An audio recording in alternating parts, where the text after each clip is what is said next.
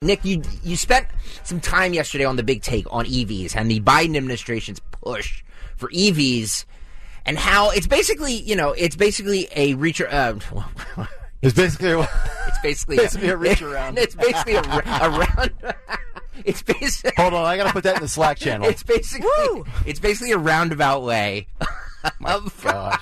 It's basically a roundabout way of silencing talk radio and Correct. free speech. Yes, sir. Because we are the free speech channel, 1210 WPHT. This is where free speech lives here. So yesterday, there was an announcement by the White House that proposed sweeping new automobile pollution standards that would require more than 2/3 of new vehicles to be electric within the next decade. Okay.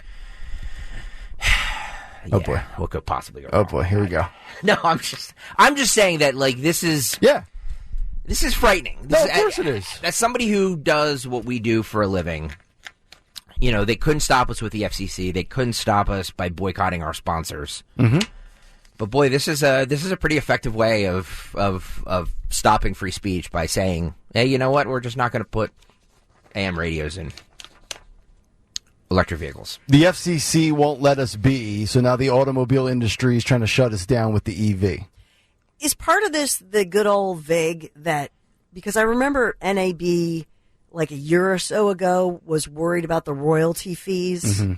So is part of this that the government wanted more money from AM radio stations, wanted a bigger cut? And wasn't that a piece of this, and they've battled back and forth? So I think sometimes there's a VIG involved. I can see that, yeah. Well, I mean, there usually is. I just think that there's more to the story, and Nick kind of hit the nail on the head yesterday when I think that this is a way to silence what we do. Yeah, and it can be effective. Their excuse for not being able to manufacture these cars with AM radios in it is nonsense. And by the way, and I'll get to the clips in a second because this is the cut sheet, but I just want to get this off my chest. Like our company, the NAB, the PAB, all of these companies that basically are the umbrella of what we do. Yep. They need to stand up to this. They need to petition Congress for the right for people to have these radios, AM radios in their cars. Because by the way, it's AM now. What's next? FM? Right. Well, the biggest argument for this is a safety argument. In other words, because they could say, well, we just want you to connect your smartphone, which is privileged because not everybody has a smartphone. That's correct. We want you to connect your smartphone, and you can do it off the Odyssey.com app. Yes. And it's easy to download, and it's free. The question, though, is what if there's a horrible storm coming and the app or the technology, for whatever reason, has been knocked off? When you have that good old AM radio, sometimes that's the only spot that you can get that alert, that government alert or the weather alert. And so these are safety issues. What if there is a major chemical spill and there's some dangerous chemical, wafting through the air, and that AM radio in your vehicle is the only manner by which you can be warned? That is to me, that's the argument to be made here. It's a great point. Yeah, I think that's the way we're going to, in my opinion, that's the way we're going to get around this is if we get enough Congress people, senators, whatever, to listen. We can use what Dawn was just saying as our vehicle. Right. But I think on a more grassroots level, I think that it we need the people to speak up and be like, just give us the choice. If I, as a consumer, don't want an AM or FM radio in my car, I should be able to say, hey, you know what, just take that out. I don't want that if it's going to interfere. Yeah. But if I do want it, I should be able to have it. I agree. That's all I'm saying. 1,000%. But it shouldn't be, in my humble opinion, it actually should not be one of those things that they say at the dealership level, kind of like, do you want a sunroof and do you want AM radio and you're going to pay more? Yeah. It should be a basic feature, just like right now, it's the law that every person, every consumer across the country should be allowed to get free access to free local television news, right? Because of the safety risks that we're talking about. Think about this morning and every morning when I talk about, for example, all of the alerts about the fire risk and the spread of wildfires. And there are a lot of, public safety issues that we do also discuss. It's not certainly all about, Ed Durr and Beth and the drama. We talk a lot about news and information and warnings for people. Yeah, and you talk about these warnings and look, whether it's an Amber Alert or the EAS thing, which I always found interesting. You ever notice how, and I don't want to go on a tangent here about this, but the EAS tests always seem to happen during like primetime radio hours. If this was I'm like, can't we run these at 2:30 in the morning? Well, they have to run them at all different times so that you're conditioned that this is a big deal. Yeah, I always love that EAS test at like 7:48 in the morning. So Biden's EPA administrator, Michael Regan, announced new tailpipe emission standards to accelerate our ongoing transition to a clean vehicle future. So cars are transitioning as well as humans. Very interesting. Today, I'm pleased to announce that EPA is proposing the strongest ever federal pollution technology standards for both cars and trucks.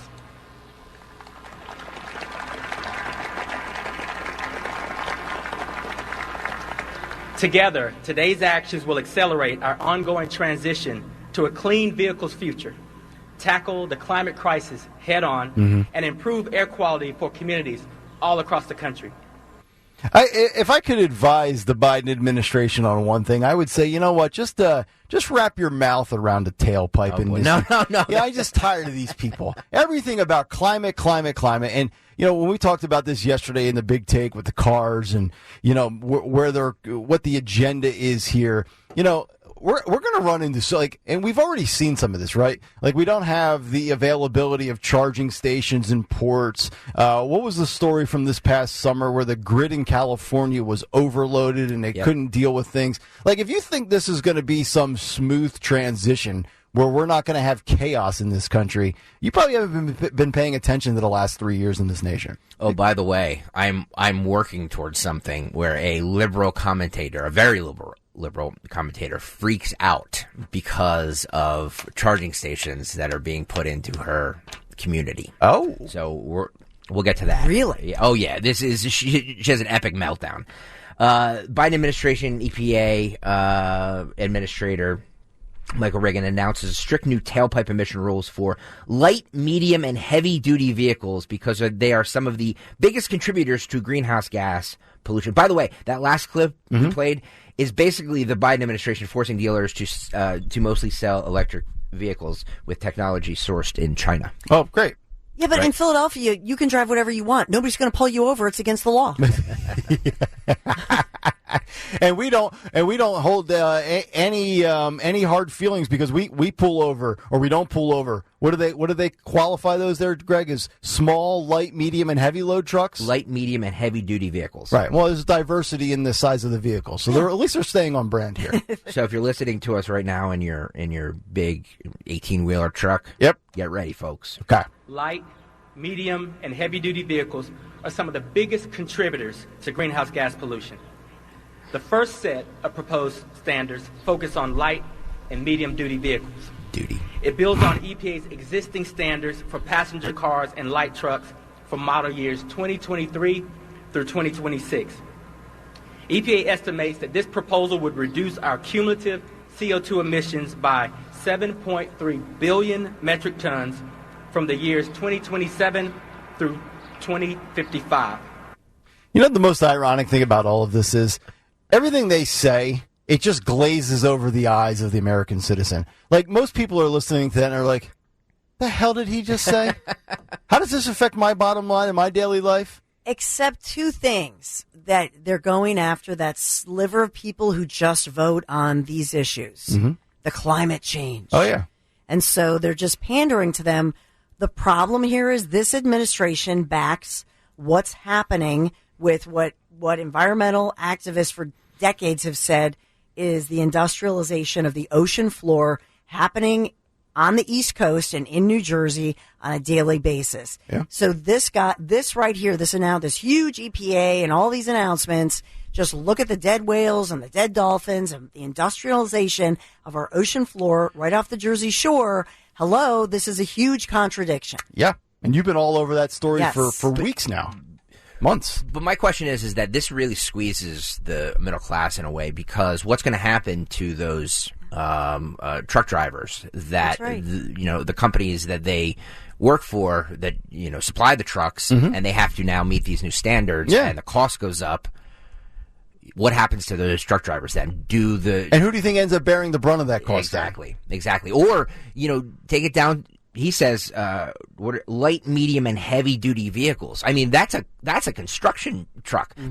That's a pickup truck with some construction equipment in the back. Yeah. So, does the contractor then say, well, I have to upgrade these things, so I'm passing that on to my customers, or I have to upgrade these things, so instead of a 7-person group, now I'm going to have a 5-person group because I can't afford to pay 2 people because I have to upgrade this. You know what I mean? There's so many consequences that come from this. And just imagine, too, when you have all these big trucks out there and, things that aren't shipped around on barges or via, the air. I mean, how many times are we driving around where we see truckers, and truckers are going from Kansas to Florida, through Pennsylvania, up, down, left, right. What does Joe like to say? Top down, bottom out, middle in. Yep.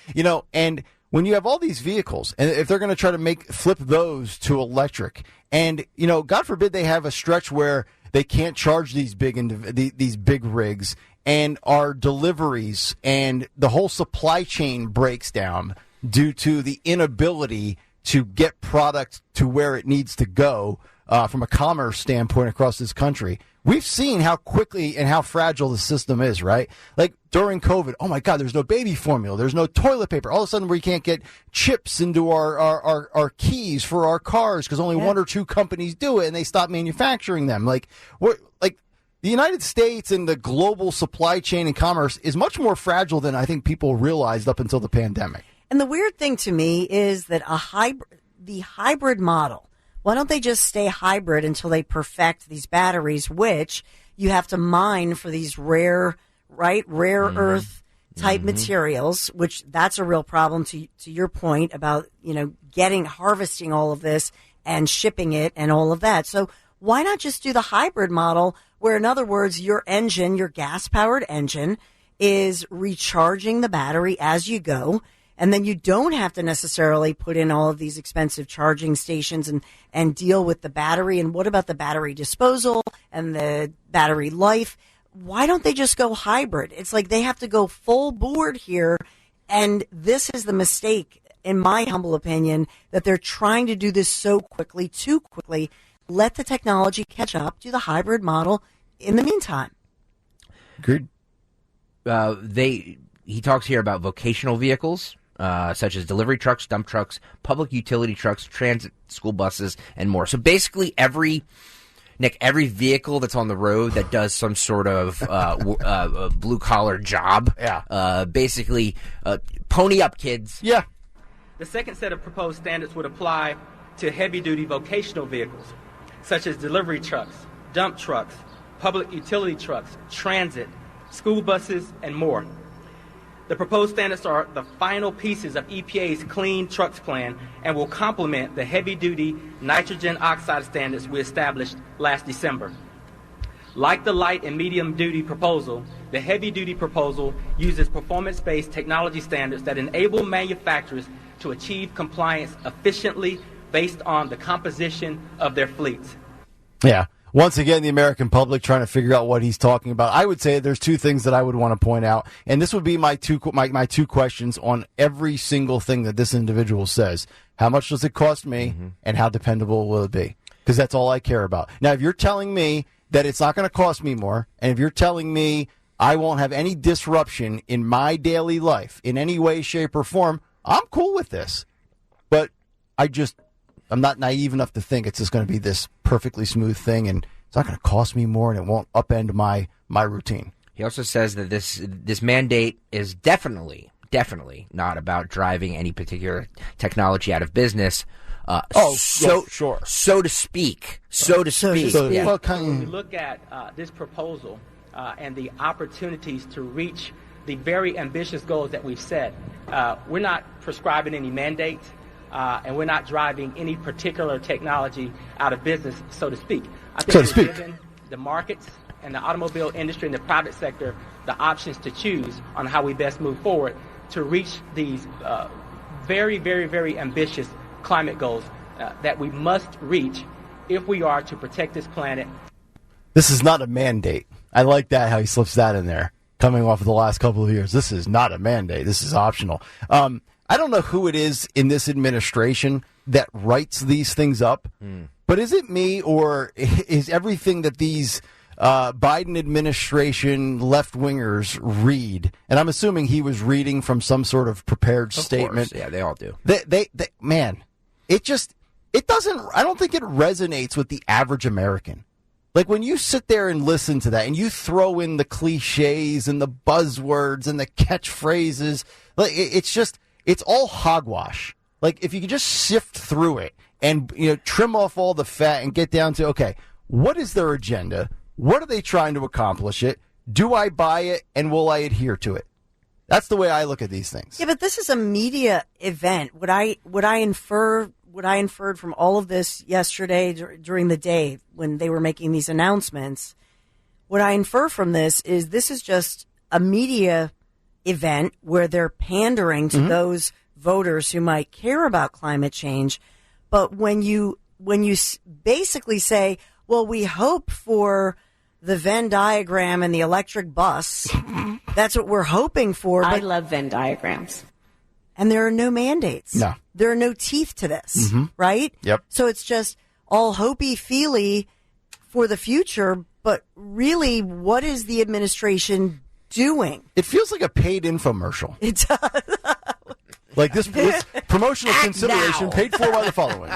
Act now, we'll throw in this. A reporter asked a very good question. Most EV batteries right now are produced in China. So how do you balance the administration's climate goals while also trying to achieve its goal of reducing reliance on China? Ooh. It's a very good question. A contradiction has arisen. And this is Biden EPA Administrator Michael Regan said this. As I'm sure you know, most EV batteries right now are produced in China. So how do you balance the administration's climate goals while also trying to achieve its goal of reducing reliance on China? That's a great question, and so we look at it in twofold. We have to walk and chew gum at the same time. This proposal doesn't kick in until model year 2027.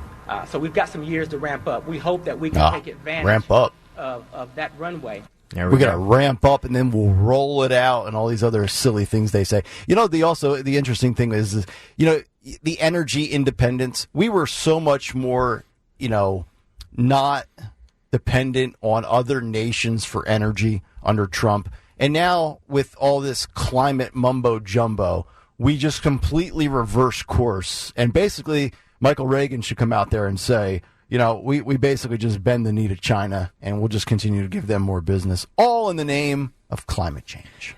So that all leads me to this, which I believe is the greatest cut of the day. Far-left pundit Anna Kasparian has a complete meltdown over the cost of climate change policies.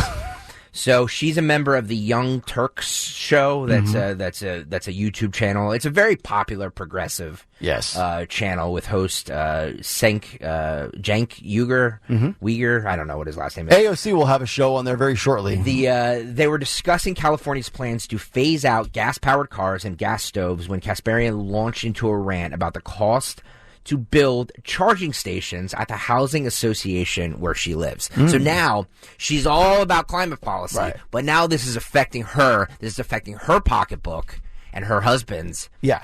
And she reacts this way. The way that it happens is, I know that in California, at least, with the phasing out of gas-powered cars, and they'll probably do the same thing with gas stoves, is they just ban the sale of any new gas-powered cars or any new gas stoves. And so the technology that you have in your home, the gas stove that you have in your home, if it breaks, not only are you not able to buy a new one, but it gets increasingly more difficult to just repair it. You get what I'm saying? And so I get it, but that's a bump. That's the normal bumps in the road as you transition to things. I know, but Cenk, don't minimize the financial burdens associated with these things, okay? No, I'm not because minimizing. literally freaking the fuck out about the charging station thing. I'm like, it's gonna cost. We're gonna take out a massive fucking loan to pay for it. We're not getting any help from the fucking government on that. Did you guys ask? Is there any tax credits? But seriously, there's no government help at all to transition. I don't you guys. give a fuck about tax credits. No, I'm saying for the HOA. There's been no talk of tax credits. I haven't seen anything about tax credits. Isn't this interesting? This is great. You always hear that you're a liberal when you're young and, you have all these ideas. And by the time you have to pay a mortgage and pay taxes and everything, you become, more, at least fiscally conservative. Okay. Isn't it interesting that all these people with the climate policies, when it finally hits them, they're like, yes, this is insane. Well, this is no different than with illegal immigrants coming up from the border and being shipped by Greg Abbott. It was, you got to house these people and you got to take care of them. And then all of a sudden they show up in New York City and in blue cities and they're like, oh, wait a minute. Not on my porch. Not in my backyard. Not in my backyard. Not in my backyard. And what? We're paying for $500 a night to put those people up. That's what the liberals were saying also when they had to pay for it. Right. And they're trashing the hotels. That's why I so badly was hoping that somebody would send them to the main line, because all the people that drive around with their Teslas and I am saving the environment with this and I'm doing this. Let's see if we can house them there in Bryn Mawr and Gladwin. This is what a liberal sounds like when it shows up on their steps. Really pisses me off.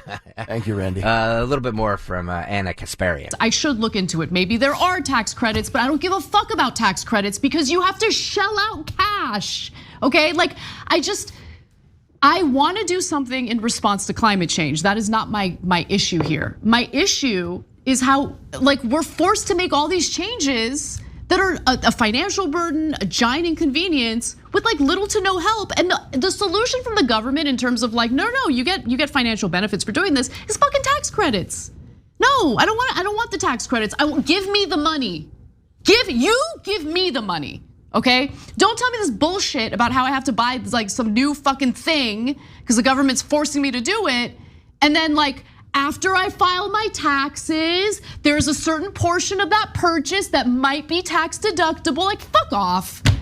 I'm so sick of it. It's just endless pressure. I can't take it. Yeah, I hear you. And by the way, she's gonna go. I assume she lives in California. She's gonna vote for Gavin Newsom. She's gonna vote for all the people that put these policies into place. Yep.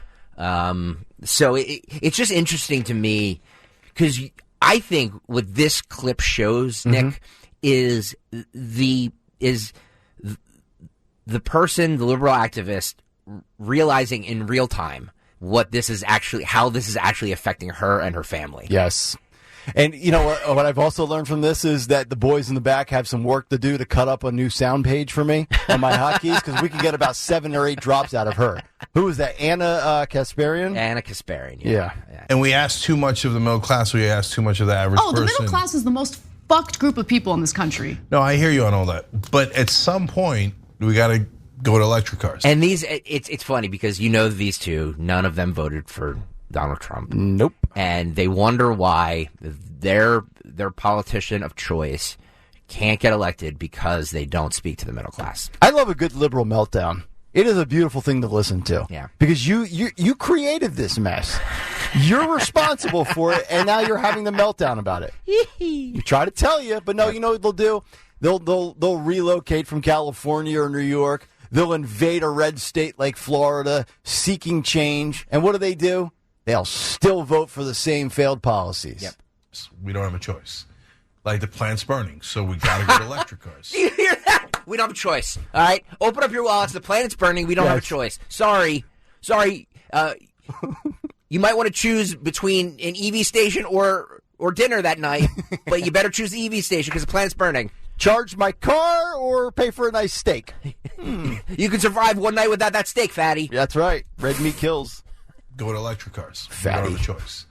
The plant's burning, so we got to go to electric cars. So when California says, hey, let's go to electric cars by whatever the number is, 2025, et cetera. Yeah, it's going to be tough. But at the same time, now prices are coming down, right? Okay, but Jake. Prices coming down. Minimize the cost of like actually charging those cars, right? Because here's the other thing. So Gavin Newsom pushes for and succeeds in passing legislation in California that would ban the sale of electric cars at a certain year. I think it is 2025, if I'm not mistaken. Maybe not. Maybe it's 2035. I don't remember the exact year, but eventually, pretty soon, you're no longer going to be able to buy a gas-powered car. Isn't it interesting too that these people have a YouTube show that has, millions of, like literally millions of subscribers. The Young Turks have millions of subscribers? I did not know that. It's a very popular progressive political channel. Okay.